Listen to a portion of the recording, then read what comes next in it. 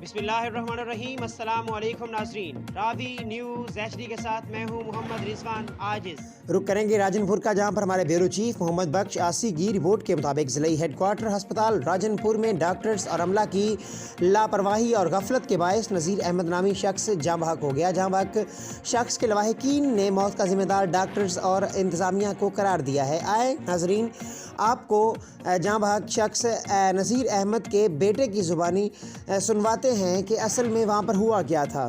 ज़रूरत है ख़त्म सिलेंडर लाते आधे रह गए, बिली सिलेंडर भरिया हुआ लगा पे भला ब्याह सिलेंडर चेक करते ब्याह ला दी ने भला वो सिलेंडर खाली आ बुआ के साह कह नहीं आता पिया। भला त्रीजा सिलेंडर लाते ने वही खाली आ उन्हें उन्हें आखे साह कह नहीं आता पिया। भला उन्हें आप चेक किए सिलेंडर गैस कहना आई अब मेरा बहुत ही